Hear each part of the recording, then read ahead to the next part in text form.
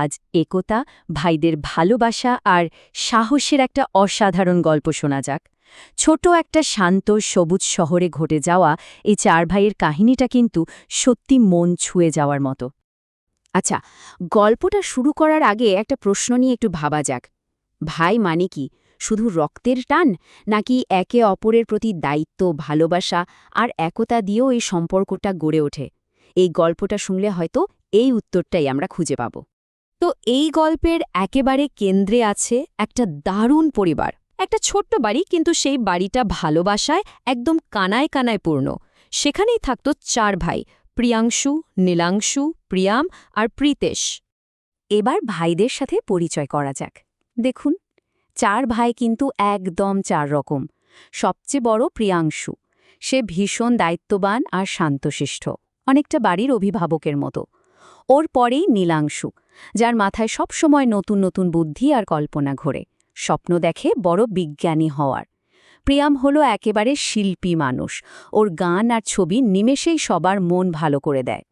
আর সবার ছোট যে দুরন্ত প্রীতেশ, ও যেমন সাহসী তেমনি খেলাধুলায় সেরা। ভাবা যায় যেন একেবারে চার রত্ন, তাই না? এই চার ভাইয়ের হাসিখুশি জীবনে হুট করেই একদিন একটা নতুন চ্যালেঞ্জ এসে হাজির হলো। আর এই চ্যালেঞ্জটাই ওদের একতাকে এক নতুন পরীক্ষায় ফেলতে চলেছিল। পাড়ায় একদিন ঘোষণা করা হলো যে সবাই মিলে এলাকার পুরনো একদম পরিত্যক্ত হয়ে যাওয়া পার্কটা পরিষ্কার করতে হবে। আর এই কথাটা কানে আসা মাত্রই চার ভাই ঠিক করে ফেলল, আরে এই ভালো কাজটায় তো তারা অবশ্যই থাকবে। কিন্তু পার্কে পা দিয়েই তো ওদের চক্ষু চড়ক কাজ। চারদিকে শুধু আবর্জনার পাহাড়, ভাঙা বেঞ্চ আর আগাছার জঙ্গল। কাজটা যে কতটা কঠিন হবে সেটা ওরা তখন বুঝতে পারল। কিন্তু প্রশ্ন হলো, এই বিশাল চ্যালেঞ্জটা কি ওরা কাঁধে কাঁধ মিলিয়ে পার করতে পারবে? আর ঠিক এখানে গল্পের সবচেয়ে সুন্দর অংশটা শুরু হয়। ওরা দেখিয়ে দিল একতাই আসল শক্তি। চলুন দেখি কিভাবে ওরা এই অসম্ভবকে সম্ভব করে তুলল। ওদের টিমওয়ার্কটা একবার ভাবুন তো, কি অসাধারণ। বড় ভাই প্রিয়াংশু ওর লিডারশিপের গুণে নিখুঁতভাবে সবার মধ্যে কাজটা ভাগ করে দিল। আর বুদ্ধিমান নীলাংশু সাথে সাথেই ভেবে ফেলল কিভাবে কাজটা আরও সহজে আর তাড়াতাড়ি করা যায়।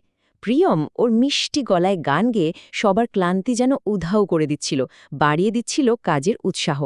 আর আমাদের শক্তিশালী প্রীতেশ একাই সব ভারী জিনিসপত্রগুলো কেমন অবলীলায় সরিয়ে ফেলছিল। প্রত্যেকেই কিন্তু নিজের সেরাটা দিয়ে একে অন্যকে সাহায্য করছে।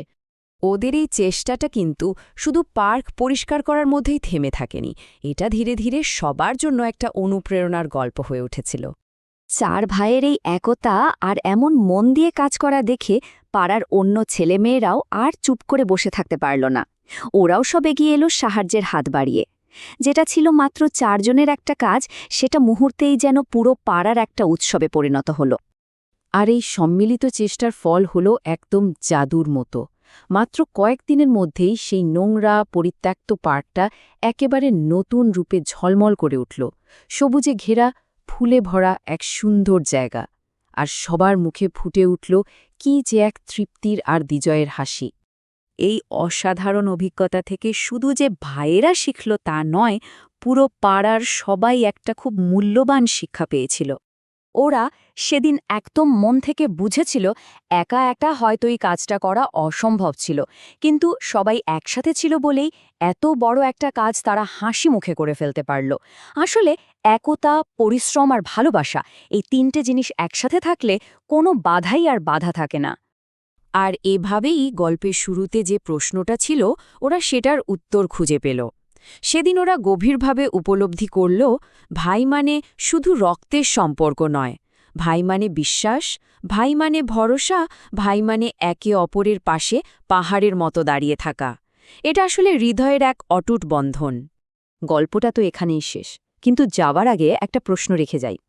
এই যে একতার শক্তি যা একটা মৃতপ্রায় পার্ককে নতুন জীবন দিয়ে দিল, সেই একই শক্তি আমাদের চারপাশে আর কোথায় কোথায় লুকিয়ে আছে বলে মনে হয়?